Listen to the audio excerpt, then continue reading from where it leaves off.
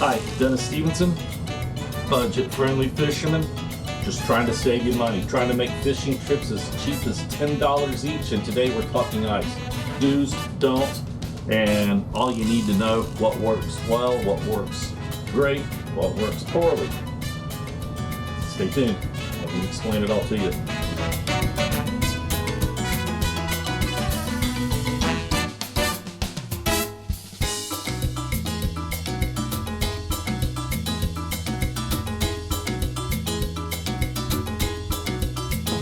So, if money's not a situation, absolutely, go buy your bagged ice, load up, and especially if you only need a bag or two, not a big deal. You only go fishing maybe on the weekends or something.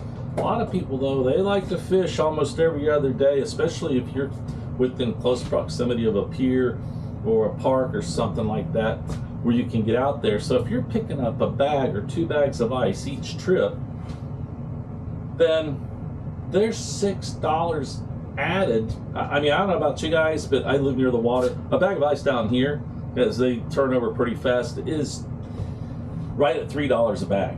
You can find it for $2.50. In fact, even I think Walmart has the Timcon bags for like $5.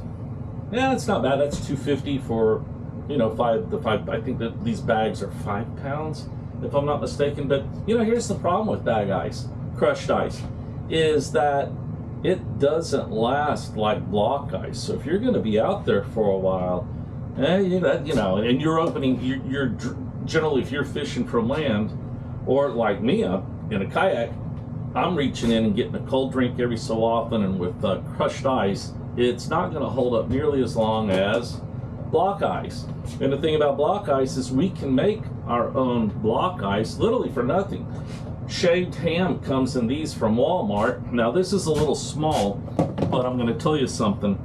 Not for one, like I say, block ice just holds up significantly longer than bagged ice, and the bigger the blocks is obviously those hold up longer.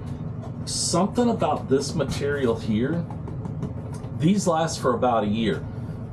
If you buy say like Tupperware, and you're going to save money by freezing your own ice in there, I'm going to tell you something.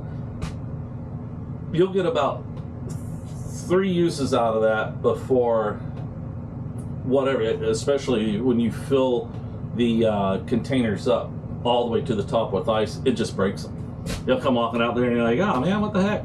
Freaking containers broke.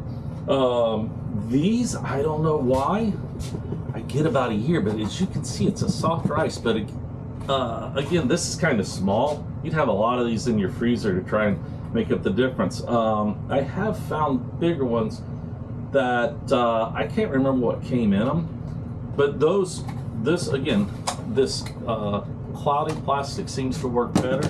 Now you can buy like 50 of these with the lid on, and you can get them in different sizes. This just happens to be what I have at home because I take my lunch in these and store food in the refrigerator, and it's an economical size. But with these, it's a crunchier plastic, and I would suspect that these are gonna break.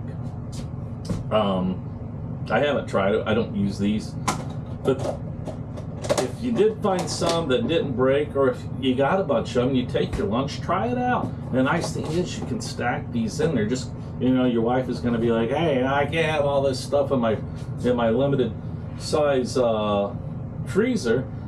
But you could just stack, I don't know, that many of them, and then you got your ice each time. And the one thing about this size, you come in from fishing 5, 6, 7 o'clock or 8 o'clock, these will be frozen solid the next day. One mistake people make, they fill these 2-liter soda pop containers with water and freeze them. They take an incredible amount of time to freeze because that plastic is somewhat insulated. I would say at least 48 hours for those to freeze. Then additionally, you put them in your cooler. They're bulky, they're heavy, they're not ergonomically shaped for most coolers, and they don't reduce the temperature the way they should because they're insulating And they do last quite a while, but if your fish and your sandwiches and stuff aren't really maintaining a good temperature, and they will in the morning when you load that and go, but as the day goes by, you're not going to have good luck with those 2-liter bottles. My advice is, if you already have them, use them, but as they begin to melt, pour the water, open the lids on them, let the water pour out into the cooler, because then at least that will kind of keep the fish, if the fish is, kind of touching the water. All I can tell you is that my buddy used to do it, and by like 1 o'clock I was taking the lids off all of them, and finally I was like, no, that's enough of that. Really, the best I've found is these silicone containers, and these freeze overnight.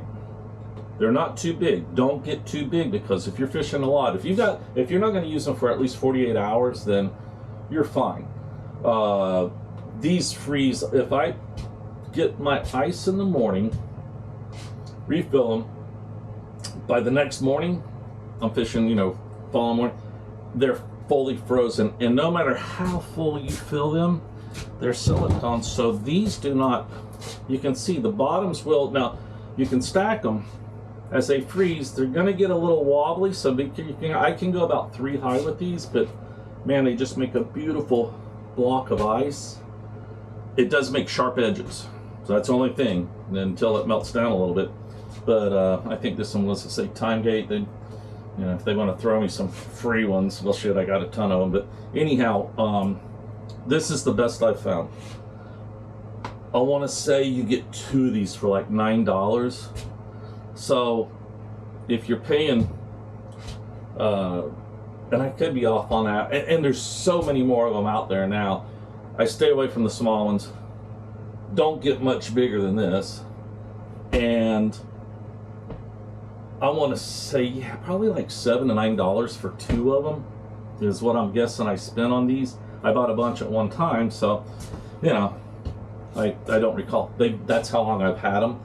And again, they stack. Now these are frozen, so they're a little off, but you can stack. They fit right onto the side of the refrigerator. Like, here's my small dryer, and you can see you could stack a bunch of these in the freezer, probably about 4 or 5, and you're gonna be fine. You're gonna have ice all the time. It's just gonna be so much easier. And again, that just took $6. 2 bags of ice, $6, man. So you're, between gas and everything, you're spending $25.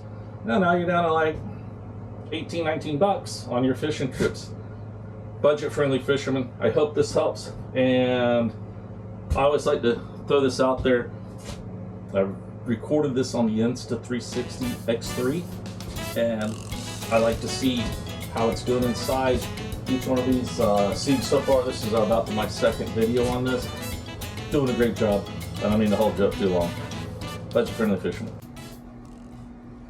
I did have one guy ask me about ice machines and how economical those are, and I'm like, yeah, they're very economical. I mean, especially if you fish a lot, but it's just one model, and it's that one that's in your neighbor's garage, and hopefully he leaves it unlocked and it's in his carport or someplace where you got access to it. But no, ice machines are poorly insulated, and no.